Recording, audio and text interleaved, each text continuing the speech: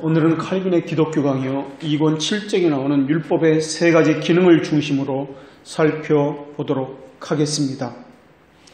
첫 번째는 율법을 주신 이유에 대해서 살펴보겠고요. 두 번째는 율법의 세 가지 기능이 있습니다. 이 율법의 세 가지 기능에 대해서 살펴보겠고, 세 번째로는 약속을 받은 우리는 이 율법에 대해서 어떤 태도를 지녀야 되는가를 살펴보겠습니다. 이신칭의와 관련해서 세 가지 핵심 사항이 있습니다. 첫째는 믿음은 사람에게서 기인하지 않는다는 것이고, 두 번째는 유대인이나 이방인이나 모두에게 하나님은 보편적인 은혜를 내리신다는 것을 담고 있고, 세 번째로는 믿음은 율법을 폐하는 것이 아니라 도리어 굳게 세운다는 내용을 담고 있습니다. 그래서 오늘 본문은 그 세 가지 핵심적인 사항 가운데 세 번째 해당되는 본문으로서 이신칭의는 율법을 폐하는 것이 아니라 오히려 굳게 세운다는 것을 밝히는 본문입니다. 율법은 사람을 구원하는 능력이 없습니다. 그래도 율법은 구원의 길을 바라보게 하고 또 거룩한 백성으로 살아가는 법을 알게 해줍니다. 율법을 주신 목적도 우리를 구속하기 위해서가 아니라, 억압하기 위해서가 아니라 그리스도의 재림의 때까지 그리스도 안에서 구원의 소망을 우리에게 주시기 위해서입니다. 율법이 처음 주어진 것은 아브라함이 죽은 후 400년이 지난 이후에 주어졌습니다. 그러니까 아브라함은 율법으로 구원받은 것이 아니라 예수 그리스도를 믿음으로써 오직 은혜로 구원받았음을 우리가 알 수 있습니다. 그렇다면 왜 하나님은 은혜로 구원받게 하시면 되는데도 불구하고 아브라함의 사후 400년 후에 이 율법을 주셨는가 하는 것입니다. 그것은 예수 그리스도께서 이 땅에 오시기 전까지 사람의 마음을 준비하도록 하는 것이 목적이었습니다. 또 오실 예수님에 대해서 갈망을 일으켜서 언제 오실지는 모르지만 오래 지쳐야 되지 않더라도 지치지 않고 그 소망을 늘 보존하게 하기 위해서입니다. 믿음에는 하나의 특성이 있습니다. 그 특성은 바란다는 특성입니다. 그래서 히브리서 11장 1절에서는 믿음은 바라는 것들의 실상이요 라고 말씀하고 있습니다. 이때 실상이라는 단어가 휘포스타시스라는 단어를 사용하는데, 이 단어가 특성이라는 뜻을 가지고 있습니다. 그러니까 믿음에는 특성이 있는데 소망이라는 특성을 가지고 있다라는 말입니다. 그래서 소망이 없으면 그가 가진 믿음은 거짓 믿음입니다. 소망을 특성으로 가진 믿음은 오직 하나님에 의해서만 일어납니다. 그리고 믿음에는 그분이 보내신 예수 그리스도를 인지하는 것과 소망하는 것이 포함되어 있습니다. 그분을 인지한다는 것은 감각적으로 만지고 느끼고 한다는 말이 아닙니다. 사모한다는 것이고 보이지 않지만 소망한다는 것입니다. 기다리고 오래 참는다는 뜻입니다. 마음의 중심인 그 경향성이 그분에게 향하게 된다는 말로 이 말을 이해해야만 합니다. 이러한 마음은 자신의 칭의와 구원을 위해서 그리스도만이 유일한 길이라는 것을 인식하는 것에서 나오고 있습니다. 죄의 싹은 사망이요 하나님의 은사는 영생이다 라는 그 말씀도 그러한 의미로 이해해야 합니다. 영생은 은사라고 말씀드렸습니다. 하나님의 은사는 영생입니다. 영생은 하나님의 선물에서 비롯되었으며 행위에서 오는 것은 사망뿐이다 라는 말의 뜻입니다. 그래서 믿음 안에는 소망이 함께 들어 있습니다. 믿음 안에 소망이 함께 들어있다는 말에는 세 가지 의미가 있습니다. 첫 번째는 하나님께서 나를 부르셨다는 의미가 들어있습니다. 그렇다면 왜 부르심이 소망일까요?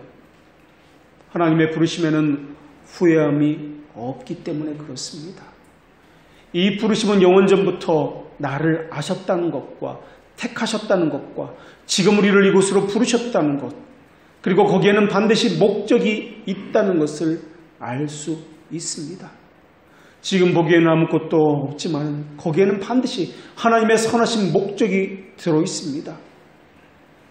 소망은 보이지 않는 막연한 것을 꿈꾼다는 말이 아니라 영원한 구원으로 영원한 선함으로 인도하실 것이라는 확실성에 근거합니다.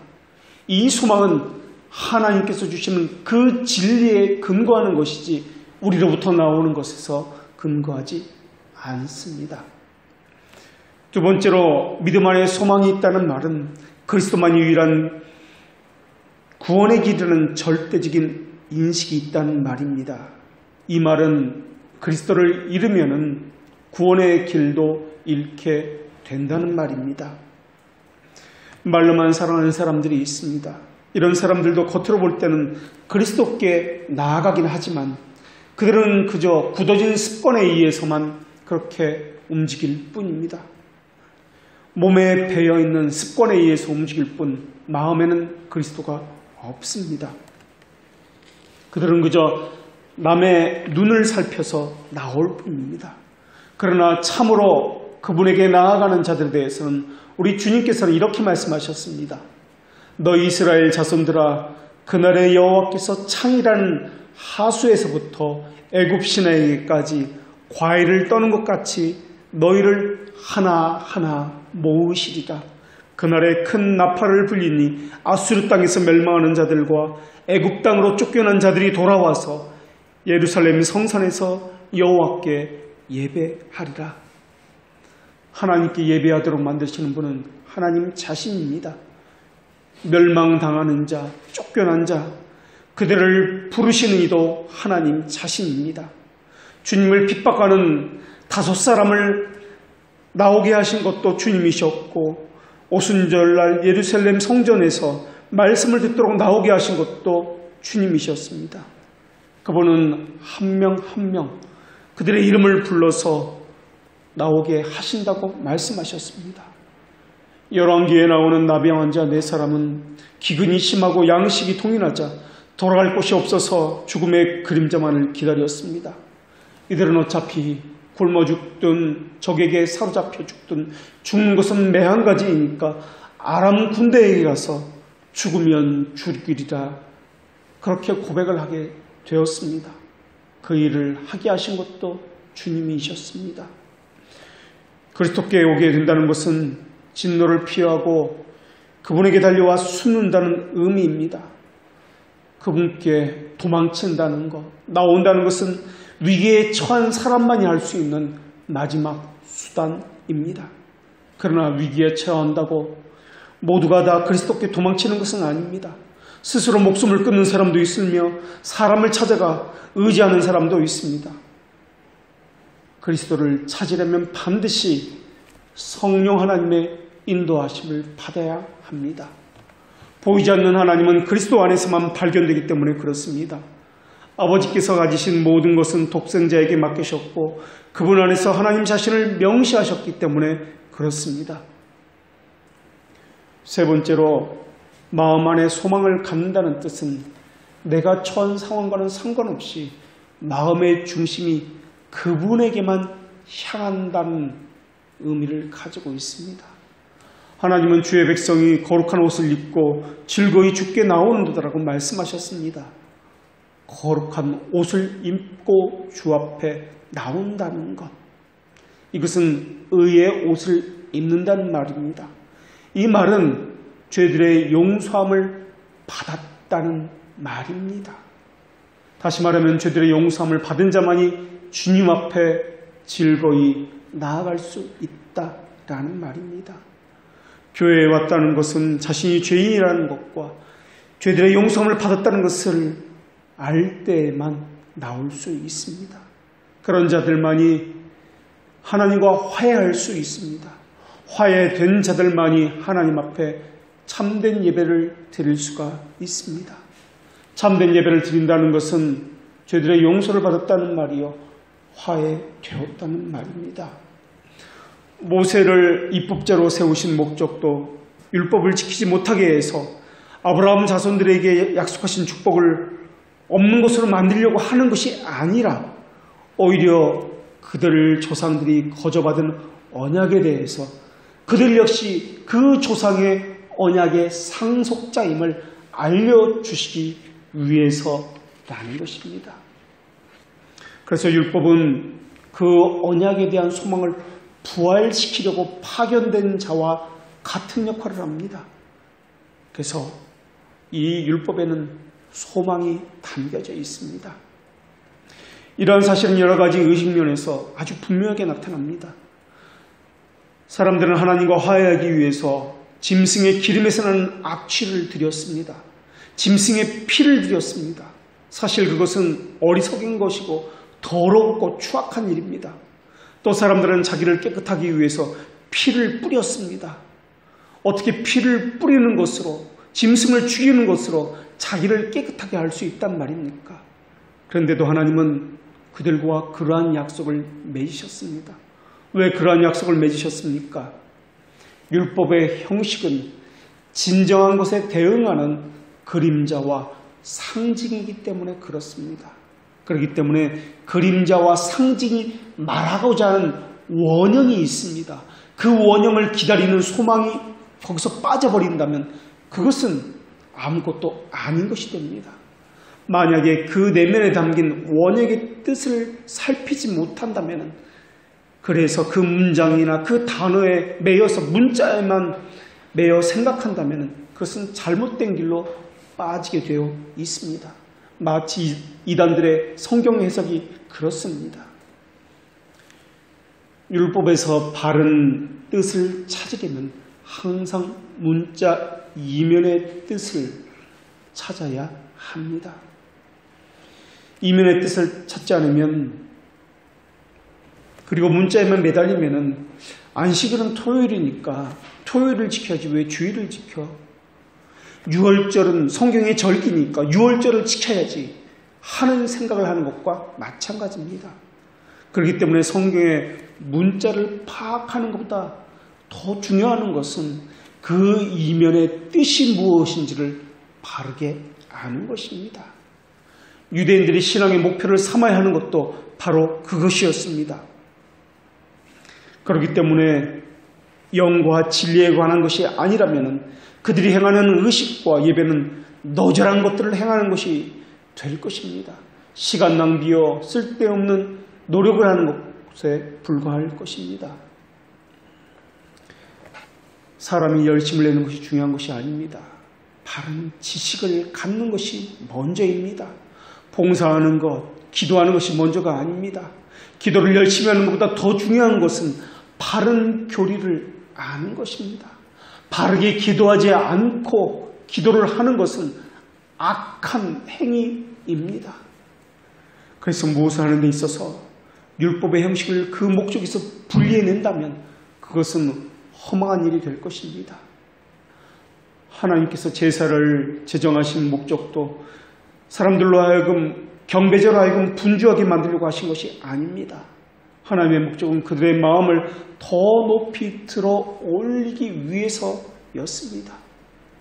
그러나 눈에 보이는 것으로 외형적인 것을 만들고 즐거워하는 사람은 하나님이 기뻐하시는 사람이 아닙니다. 외형적인 것은 사람이 기뻐하는 것이지 하나님은 기뻐하지 않으십니다. 선지자들은 이 점을 증거하여서 외형적인 의식으로 즐거워하는 유대인들의 미련함들을 비난하였습니다. 유대인들은 하나님이 사람의 행위나 외형적인 것에 가치를 두신다고 여겼습니다. 선지자들은 율법의 진정한 해석자들이었습니다. 우리 주님도 율법을 해석해 주셔서 우리의 그러한 오류를 바로잡아 주셨습니다. 문자적으로 해석하고 그 이면을 바라보지 못하는 유대인들에게 너희는 이렇게 들었으나 그것은 그런 뜻이 아니고 이런 뜻이다라고 그 의미를 우리 주님께서는 또한 선지자들은 바로 말씀해 주셨습니다. 어쩌면 율법이 말하고자 하는 목포에서 그 문자에만 매달리는 사람들 눈에는 선지자나 예수님의 가르침이 이상하게 보였는지도 모르겠습니다. 그러나 하나님은 짐승의 피로 얻는 화해를 말씀하고자 율법을 주신 것이 아니라 영원한 화해를 말씀하고자 율법을 주신 것입니다. 이사야 선지자도 사람의 모든 악행을 다만 한 제물이 대속하리라고 하나님의 말씀을 전해주셨습니다. 다니엘도 동일한 하나님의 약속을 예언했습니다. 율법에 보면은 레위 족속에서 임명된 제사장들이 성소에 돌아가면서 들어가는 것이 관례였습니다. 그런데 하나님은 다만 한 제사장을 일으키겠다고 말씀하시면서 멜기세덱의 반차를 쫓아 영원한 제사장이 있을 것이다 라고 엄숙한 맹세로 말씀해 주셨습니다. 구약시대에는 눈에 보이는 기름을 부었는데 다니엘은 환상 가운데 다른 종류의 기름 부음이 있을 것이라고 선언했습니다. 하나님은 여러 시대 여러 선지자를 통해서 그리스도가 오시면 그 전에 행하던 의식들은 무가치하고 허무하다는 것을 분명히 말씀해 주셨습니다. 그렇기 때문에 하나님은 그리스도는 모든 믿는 자에게 의를 이루기 위하여 율법의 마침이 되신다라고 말씀해 주셨습니다.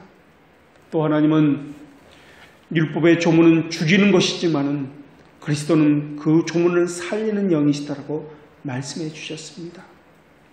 믿는 자에게 그리스도께서 율법의 마침이 되신다는 말씀은 무슨 뜻입니까? 그리스도께서 의를 전가해 주지 않으면 그 율법과 계명이 가르치는 것은 다 쓸데없다는 말입니다. 그래서 다른 성경에서는 하나님은 율법은 범법함을 인하여 더한 것이라고 가르쳐 주셨습니다. 이 말씀은 자기 죄를 깨닫게 되므로 그들을 겸손하게 만들려는 의도가 있다는 뜻입니다. 율법으로는 죄를 깨닫게 하고 겸손하게 만듭니다.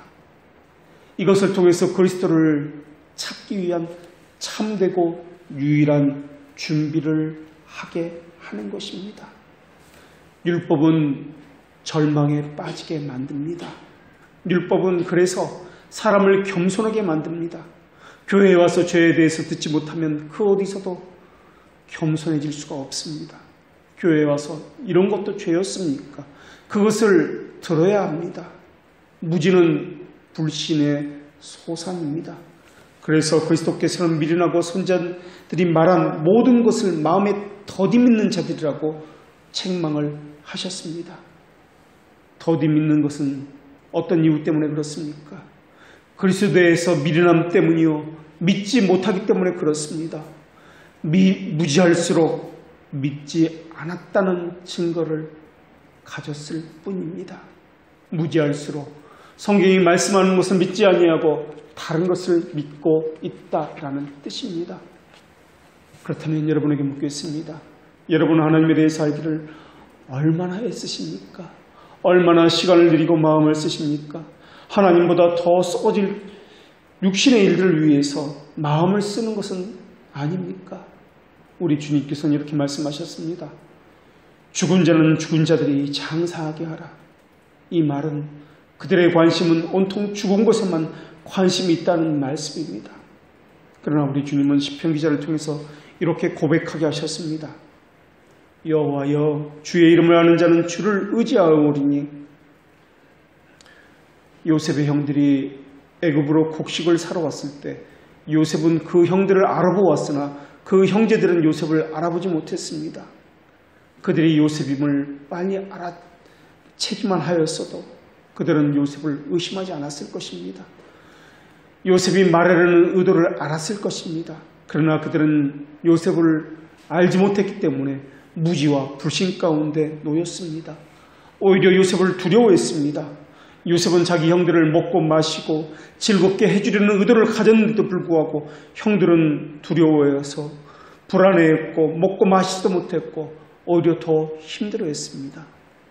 예수님께 나오는 죄인들도 이와 같습니다. 우리 주님의 약속은 무조건적인 약속이며 절대적인 약속입니다. 여러분은 믿을 수 없다 말하지만 주님의 말씀은 사실입니다. 우리 주님이 하신 약속은 영적인 복을 약속하시나 그것을 위해서 무엇을 해야 한다는 조건을 제시하지 않는 약속입니다. 그러나 여러분 스스로 주님의 말씀을 믿지 못했고 주님의 성품을 믿지 못했고 불안해했고 먹고 마시지 않았고 또한 여전히 믿지 않고 있습니다. 우리는 세상의 법을 따르는 것이 아니라 도덕법을 따르는 사람들이요.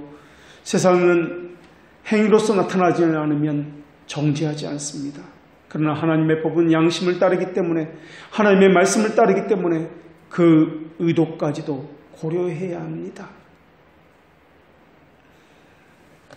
하나님은 하나님의 의도를 따르게 하기 위해서 하나님과 함께 말씀을 하는 지식을 갖도록 하시는 분이십니다. 그래서 겸손하도록 말씀에 대해서 부드러운 마음을 갖도록 빚어 가시는 분이십니다. 우리 안에 이기적인 사랑과 또한 교만을 내쫓는 것도 그 말씀을 통해서 하십니다. 그래서 하나님은 이렇게 말씀하셨습니다. 주의 권능의 날에 주의 백성이 거룩한 옷을 입고 즐거이 헌신하니 칭의의 옷을 입은 사람은 자발적으로 예배하고 자발적으로 헌신한다는 것이 주의 말씀입니다. 억지로 시켜서 하지 않습니다. 누가 강권하기 때문에 어쩔 수 없이 하지 않습니다. 그래도 율법을 완전히 준수하면 하나님의 하늘 심판대 앞에서 완전히 의로운 자가 될 것입니다. 그러나 반대로 그 가운데 하나라도 지키지 못한다면 그 사람은 심판을 받는 자가 될 것입니다.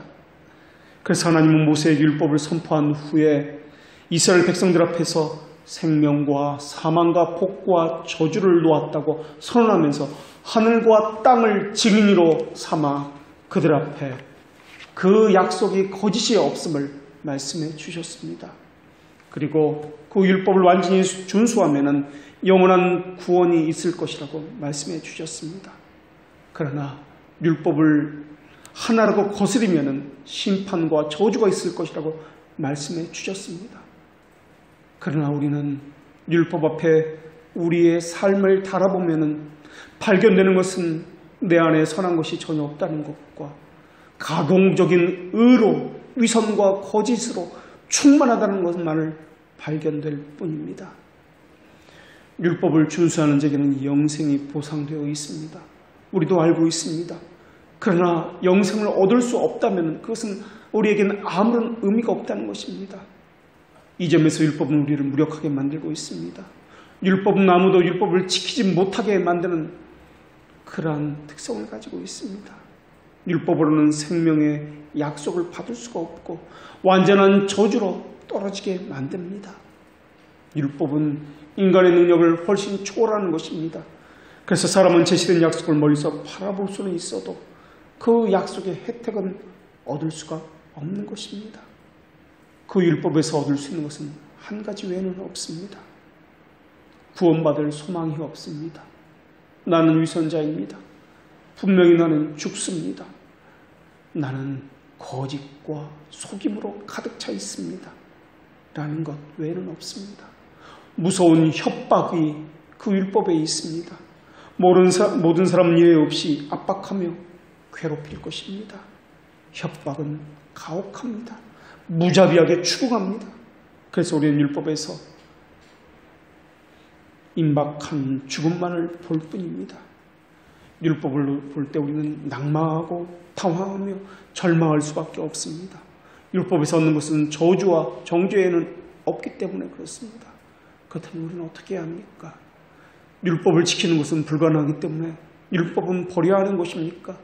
정욕이라는 병에 걸리지 않은 사람이 없기 때문에 율법을 버려야 하는 것입니까? 그러나 하나님은 이렇게 말씀하셨습니다.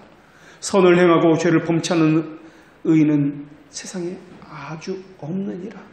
주의 목전에는 의로운 인생이 하나도 없나이다라는 말씀도 해주셨습니다.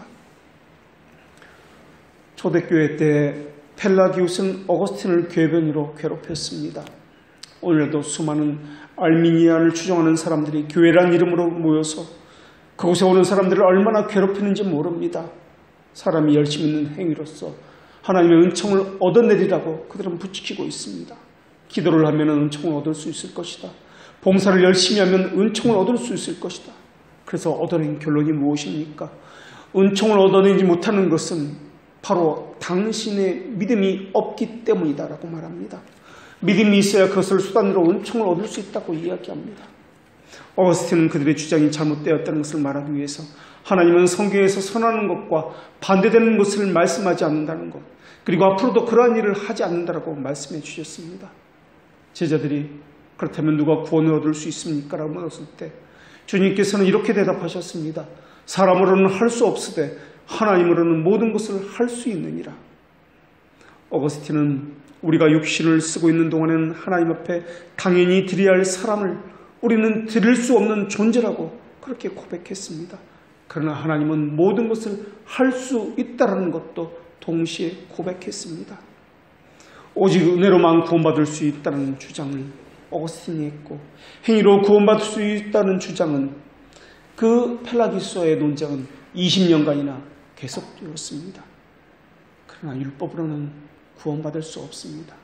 율법에 문제가 있어서가 아니라 바로 우리 안에 의지의 능력의 문제가 있기 때문에 그렇습니다. 율법은 단지 우리 안에 있는 기만을 드러낼 뿐입니다. 어떤 사람은 하나님을 사랑한다고 이야기합니다. 내가 무언가 열심히 해서 하나님께 영광을 돌린다고 이야기합니다. 과연 그럴 수 있을까요?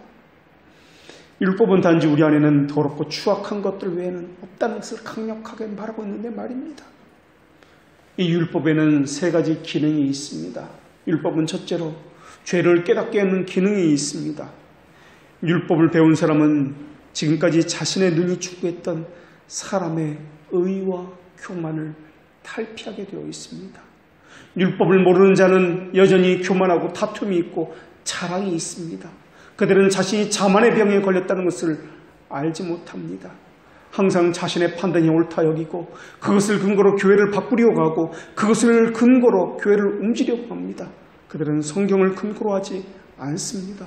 그러다가 그것이 한두 번 그렇게 먹히면은 그들은 위선을 의로움이라고 가장하고 여기에 재미를 붙여서 가짜인 여러 가지 의로운 행위로서 하나님의 은총을 반역하고 있습니다. 고안물을 만들어서 자기 이름을 내려고 하고 함께 모여서 바벨탑을 쌓자는 하나의 목표를 내어놓고 열심을 내라고 그것을 위해서 일을 다 함께 하자고 그렇게 부추기고 있습니다. 그러한 그들이 모이면은 허구적인 가짜 의를 만들어낼 것입니다. 자기 교만을 뿜어내는 가짜 교회가 될 것입니다.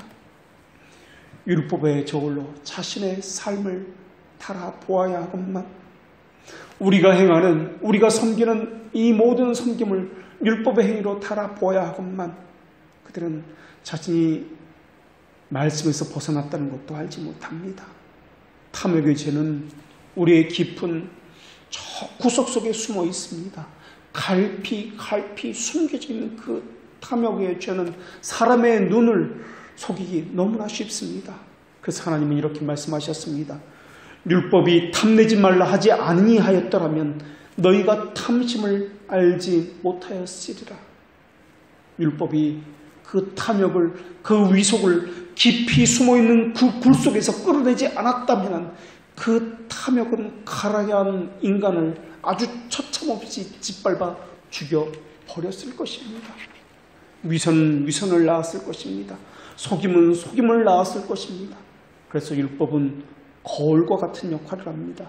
이 거울은 다른 사람을 비추어 보는 거울이 아니라 자기 내면을 보게 하는 거울입니다.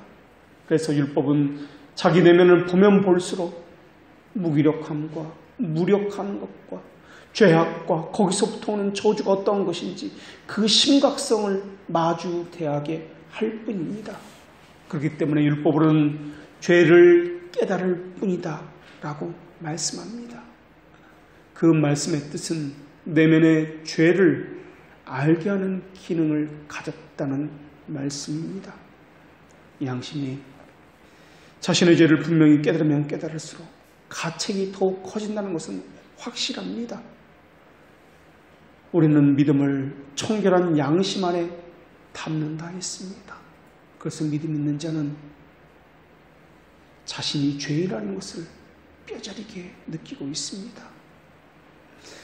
그러나 율법을 통해서 자신이 수많은 죄악으로 가득 찼다는 것을 깨닫게 되는데 이 깨달음을 지성적 깨달음이라고 이야기합니다.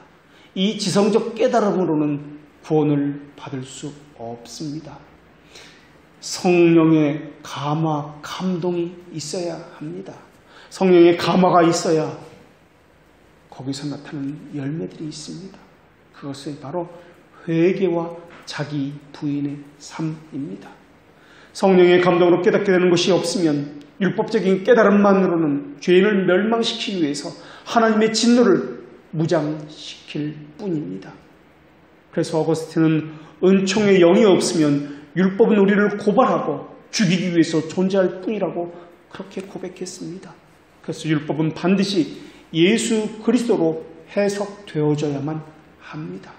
율법이 예수 그리스도로 해석되지 않으면 율법은 하나님의 진노를 이루는 심판이 된다는 말입니다.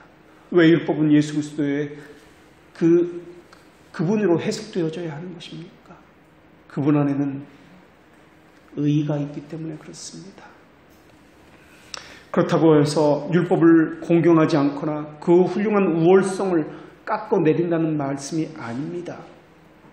분명히 우리의 의지가 율법에 완전히 순종하기만 한다면 율법은 구원을 얻기에 아주 충분합니다. 그러나 육적이고 부패한 본성은 오히려 영적인 율법과 맹렬하게 싸우고 있습니다. 또 율법에게 징계를 받는다 할지라도 우리의 본성은 결코 시정을 하지 않습니다. 오히려 율법에 의해서 우리 모두가 범법자로 증명되었기 때문에 율법이 하나님의 의를 명백하게 드러내면 드러낼수록 그것이 죄라고 말해줄수록 우리의 죄는 더더욱 드러나고 폭로될 것입니다. 그러나 율법에도 복이 들어있다는 것을 생각해 내셔야 합니다. 율법이 제시하는 복을 우리가 얻지 못하는 이유는 다른 데 있는 것이 아니라 우리의 무기력과 우리의 타락함 때문에 있습니다. 생명과 구원의 보상은 의에 달렸다고 율법이 확실히 말해줄수록 악인에게는 심판이 더욱 분명해질 것입니다. 그러나 율법의 역할은 결코 율법을 비난받게 만들려는 것이 아니라 도리어 하나님의 자비하심을 더욱 분명하게 친송하게 맡는 역할도 담겨 있습니다. 사악함과 부패함 속에서는 하나님의 공의는 더더욱 빛을 발하게 될 것입니다. 숨겨진 죄악 속에서는 하나님의 지혜는 더더욱 빛을 발하게 될 것입니다. 하나님의 명철로 우리의 교만을 내치실 때 하나님의 전능하심은 더더욱 드러나게 될 것이며 하나님의 지혜로 우리의 내면에 깊이 숨겨진 죄악을 보실 때는 그 문빗장을 부숴드릴 때에는 하나님의 능력이 더더욱 드러나게 될 것입니다. 하나님은 입김으로 하늘의 먼지를 물러가게 하셔서 공기를 맑게 하시는 분이십니다. 하나님은 큰 기침으로 장마와 번개와 폭우를 보내셔서 온 세상을 물에 넘침으로 채우기도 하시는 분이십니다. 하나님은 손가락으로 보름달을 가리시는 분이시기도 하시고 구름을 펴서 별들을 막아 세우시는 분이시기도 하십니다. 해의 열기와 땅의 열기게 된 식물과 인간의 연약한 몸을 붙들고 있는 것도 하나님의 손길이십니다. 우리의 생명을 붙들고 있는 것도 하나님의 은혜입니다.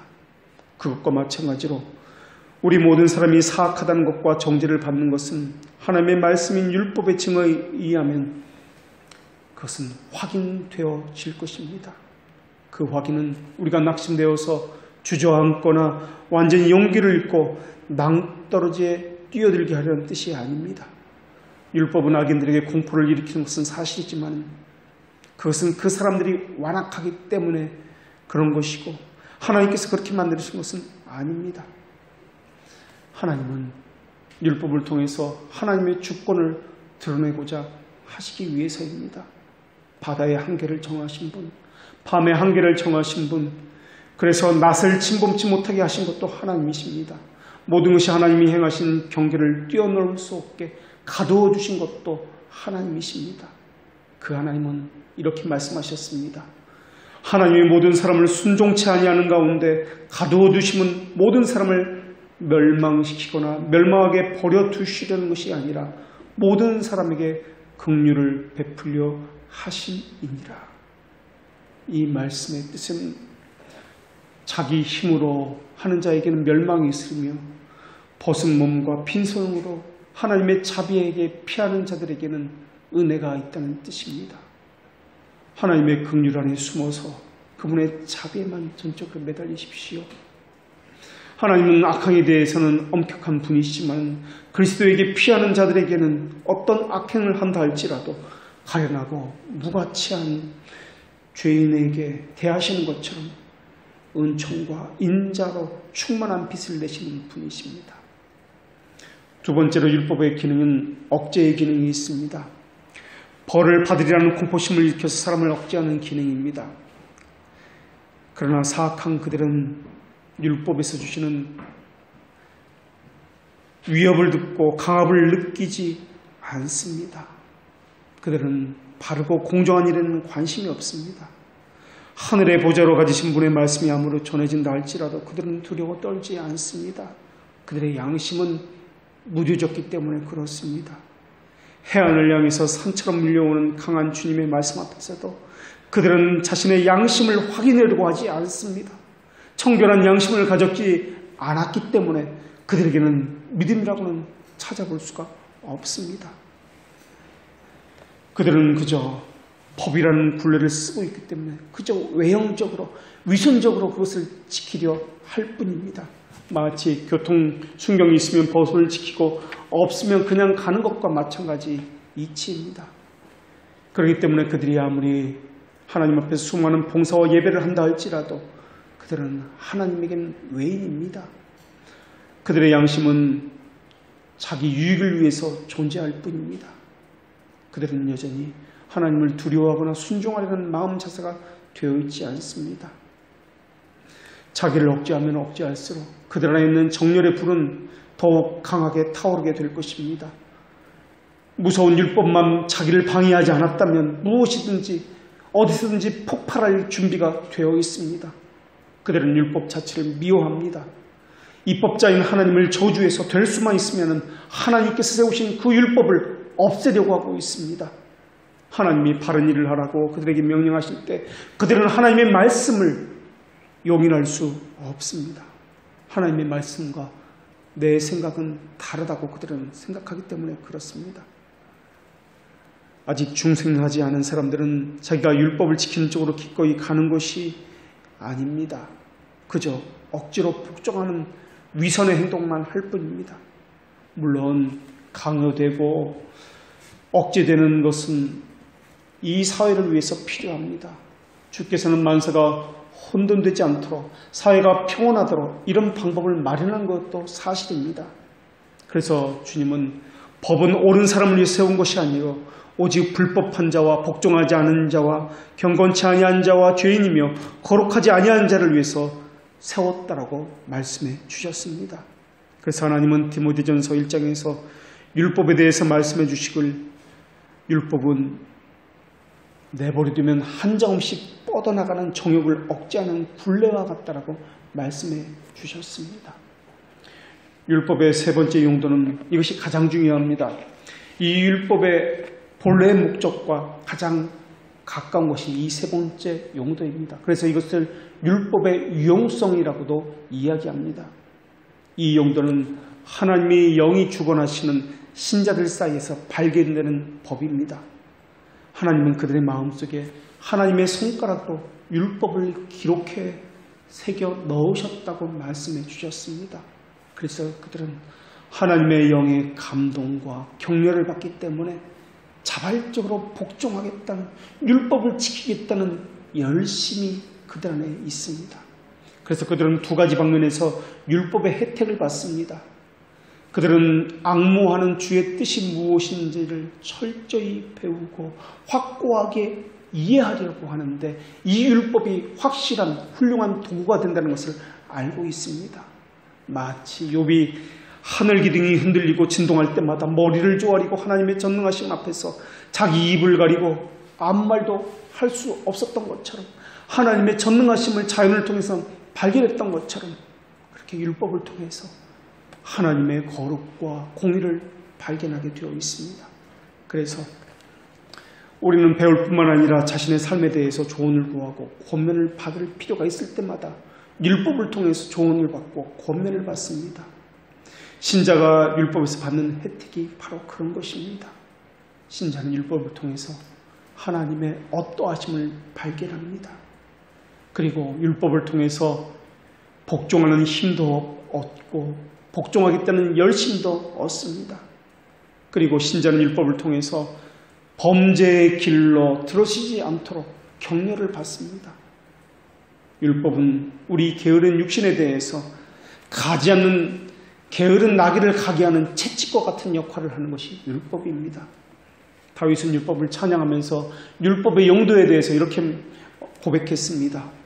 여호와의 율법은 완전하여 영혼을 소성케 하고 여호와의 교훈은 정직하여 마음을 기쁘게 하고 여호와의 계명은 순결하여 눈을 밝게 하도다. 다른 성경에서는 이렇게 고백했습니다. 주의 말씀은 발의 등이요 길의 빛이 나이다. 마치 파도가 자기의 경계를 벗어나서 땅에 올라왔다가 으르렁거린 교만에 대해서 용서함을 구하고 다시 뒤로 물러나서 그것과 마찬가지로 율법을 통해서 심판이 아니라 사랑을 느끼게 되는 것처럼 말입니다. 하나님의 능력은 괴롭습니다. 경이롭습니다. 심판이라는 율법 안에는 하나님의 자비와 무한한 사랑이 숨겨져 있습니다. 그러나 율법 아래에 있는 자들은 죄들의 용서에 대해서는 그리 관심이 없습니다. 신자가 율법 아래에 산다는 것은 주님이 주신 죄들의 용서에 대해서 늘 기억하며 산다는 의미입니다. 율법은 명령과 위협으로 사람의 영혼을 무섭게 하고 놀라게 하고 괴롭히고 슬프게 합니다. 그러나 신자는 율법을 통해서 쓰고 고달픈 것을 보는 것이 아니라 약속과 미래에 있는 소망을 바라보는 도구로 삼습니다.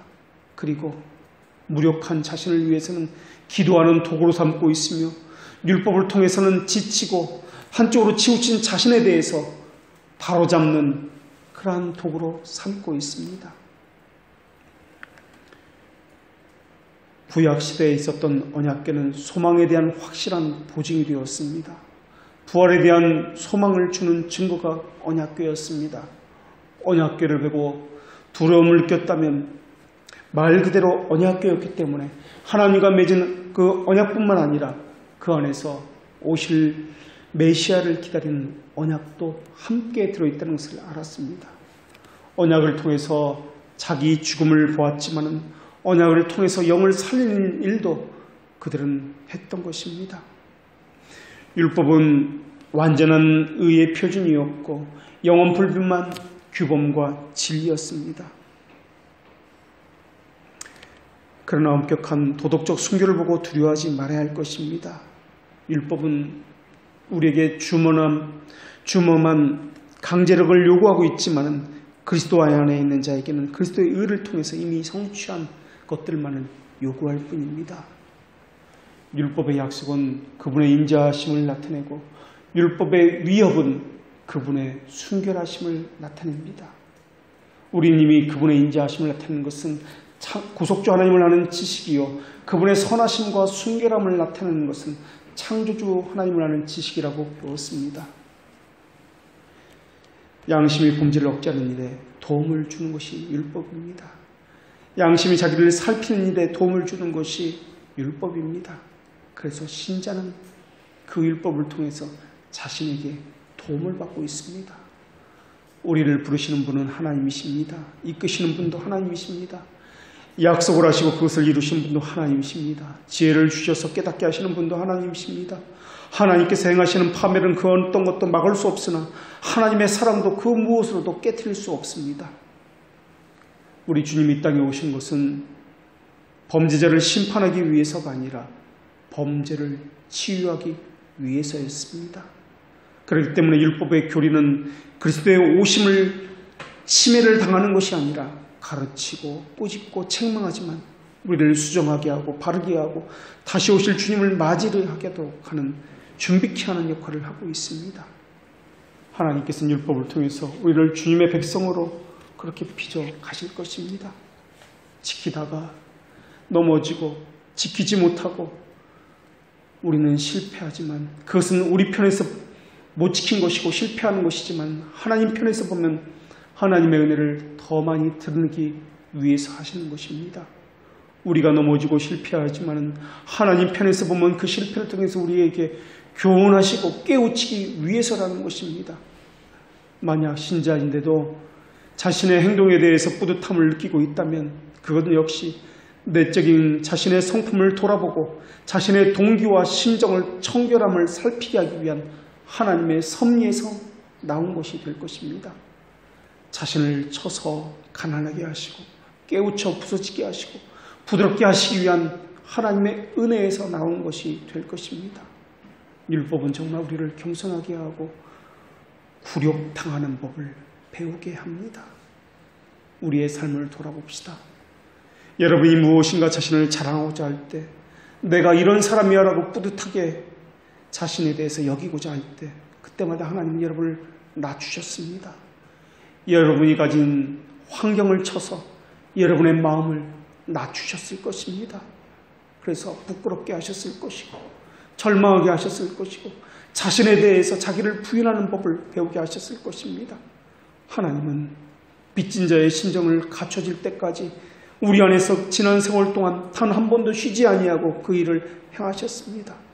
그때마다 우리는 겸손함으로 무장을 했지만 다시 교만함과 자기 사랑의 싹을 틔워냈습니다. 그러나 하나님은 지속적으로 무감각에 잠을 자지 않도록 수많은 율법과 책망을 보내셔서 우리를 가르쳐 주셨습니다. 양심이라고 불리는 자율법을 통해서는 어떤 예배가 하나님 앞에 수용되는지를 가르쳐 주셨습니다.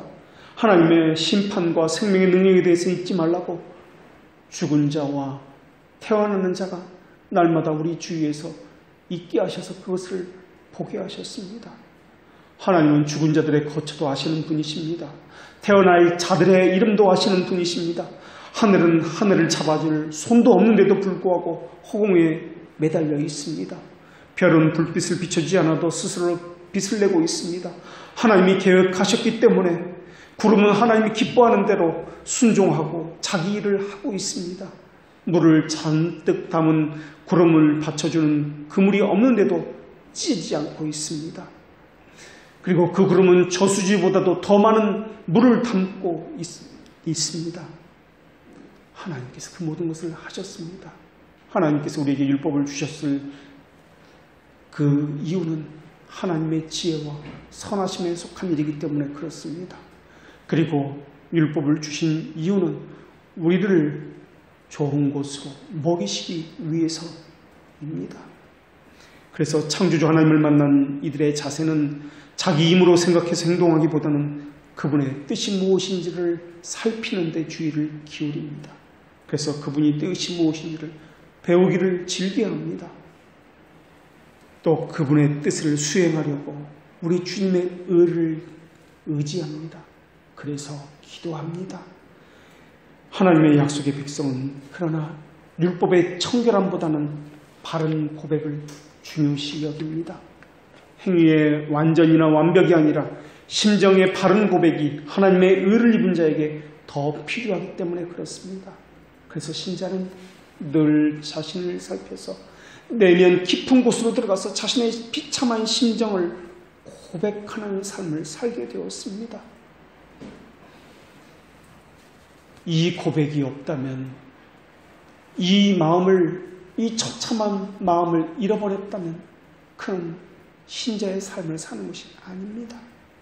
그러나 하나님께서는 이것만으로는 부족하다고 여기셨기 때문에 양심법과 자연법만으로는 안 되기 때문에 기록된 율법을 주셔서 우리의 냉담함을 흔들어 놓으시고 우리의 마음과 기억을 격렬하게 상기시키는 분이십니다. 그래서 더더욱 중보자이신 주님의 의를 붙들게 하십니다. 그렇다면 여러분에게 묻겠습니다. 땅이 품고 있는 다양한 금속들, 광물들이 어떻게 만들어지는지, 어디에 있는지 여러분은 알고 계십니까? 어디에 숨겨 있는지 여러분은 알고 계십니까? 온 땅에 그 물밑에서 오늘도 죽어가는 물고기의 수는 얼마인지, 태어나는 물고기의 아래 수는 얼마인지 여러분 알고 있습니까? 빽빽한 구름의 보호를 벗어나서 우리에게 쏟아지는 물방울의 그 개수가 몇 개인지 여러분 알고 계십니까? 우주 공간에 떠돌아다니는 먼지의 그 개수는 얼마며 우주 공간에 살아있는 그 생명체의 수가 얼마인지 여러분 알고 계십니까? 하나님은 그 모든 것을 만드셨습니다. 그리고 그 모든 것을 아시는 분이십니다. 그 모든 것을 만드신 그분이 우리에게 필요하다고 율법을 주셨다라는 것입니다. 그분이 필요하다고 주신 그것을 왜 우리는 필요 없다고 그렇게 말할 수 있단 말입니까? 신앙이라는 것은 내 생각대로 하는 것이 아니라 그분의 말씀에 의해서라는 것입니다. 오늘 하나님은 우리에게 이렇게 말씀하십니다. 그런즉 우리가 믿음으로 말미암아 율법을 파기하느냐? 그럴 수 없느니라.